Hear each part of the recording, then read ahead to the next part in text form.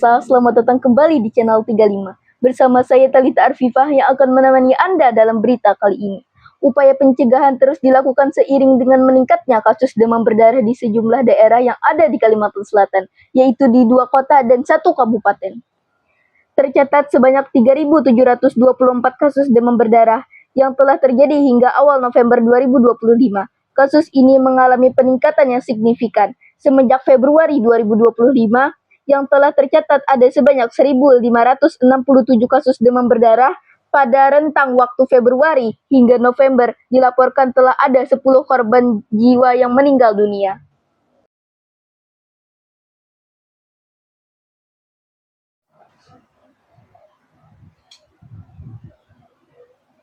Dalam upaya pencegahan ini, Dinas Kesehatan Kota Banjarmasin terus melakukan berbagai upaya agar menekankan risiko demam berdarah dan mengurangi korban yang ditimbulkan. Saat ini studio kami juga telah terhubung bersama Bapak Yasir Abdillah, selaku Kepala Dinas Kota Banjarmasin. Selamat siang Bapak Yasir, bagaimana kabar Anda? Alhamdulillah baik. Mbak Talita sendiri bagaimana? Alhamdulillah baik.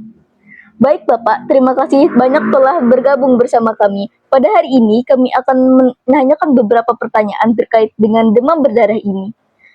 Bapak Kepala Dinas, apa sebenarnya kondisi terkini kasus demam berdarah di Kota Banjarmasin dan sejauh mana tingkat kewaspadaan yang perlu diketahui masyarakat saat ini?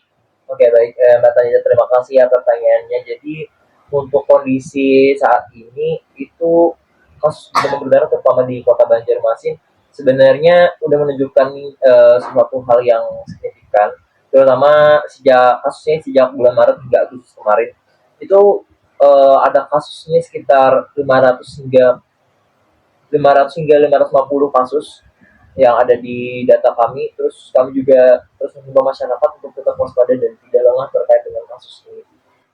Baik, selanjutnya, di wilayah mana saja kasus demam berdarah ini paling banyak ditemukan?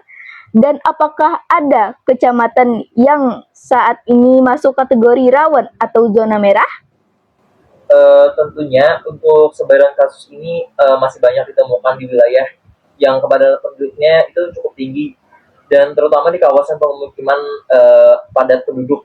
Itu wilayah yang termasuk zona merah itu kemarin masuk ke catatan kami ada di wilayah Kecamatan Banjarmasin Utara, terutama di Sungai Andai. Itu juga ada di wilayah Kawitangi juga termasuk daerah yang rawan dan zona merah. Baik, sejak kapan peningkatan kasus demam berdarah ini mulai terdeteksi dan apakah ada pola musiman tertentu yang biasanya terjadi di Banjarmasin? Kalau bertanya kapan, kemarin kami data yang paling banyak masuk itu sekitar bulan Maret, lalu berlanjut terus tuh sampai bulan Juli itu peningkatan kasusnya cukup signifikan.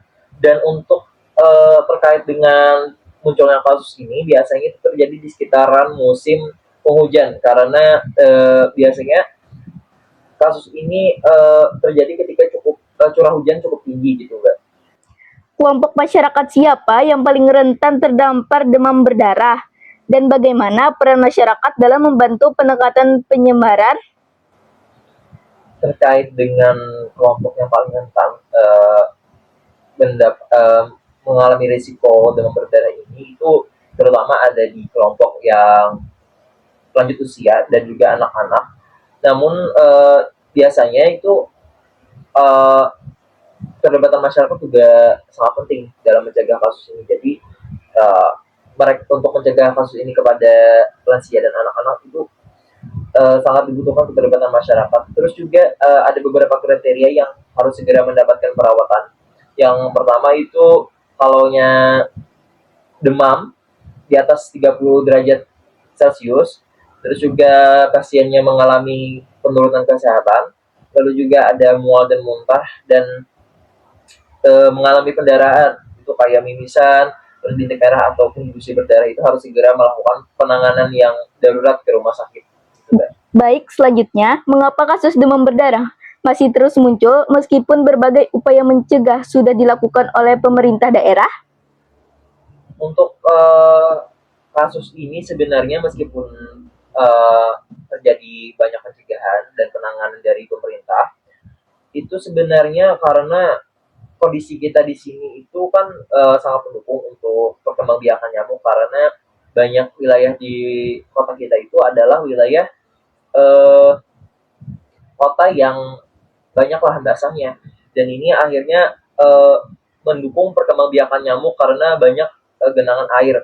Terus juga masyarakat itu masih belum rutin untuk melakukan pembersihan secara berkala. Baik, terakhir Pak, bagaimana langkah konkret yang sedang dan akan dilakukan Dinas Kesehatan Kota Banjarmasin untuk menanggulangi kasus ini, serta apa imbauan penting bagi masyarakat agar terhindar dari demam berdarah? Oke, untuk pertanyaan ini, pencegahan yang pertama yang kami sering lakukan, terutama kepada masyarakat itu yang paling pasti adalah kami melakukan fogging atau pengasapan untuk mengusir nyamuk. Terus juga pemantauan jentik secara berkala.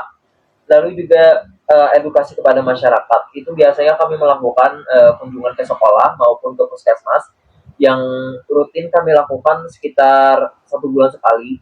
Terus juga kami juga mengimbau untuk konsisten menerapkan 3+ sebagai langkah pencegahan utama. Baik, itu aja mungkin Mbak. Baik, terima kasih Bapak atas jawaban dan waktu yang telah Bapak berikan kepada kami. Sama-sama. Baik pemirsa, tadi adalah paparan langsung dari Kepala Dinas Kota Banjarmasin terkait dengan kasus demam berdarah ini, yang mana telah banyak penanganan serta upaya pencegahan yang telah dilakukan agar kasus ini tidak semakin besar. Sekian untuk berita siang ini. Terus saksikan berita di channel 35 lainnya. Saya Talita Arfifa pamit undur diri. Terima kasih dan sampai jumpa.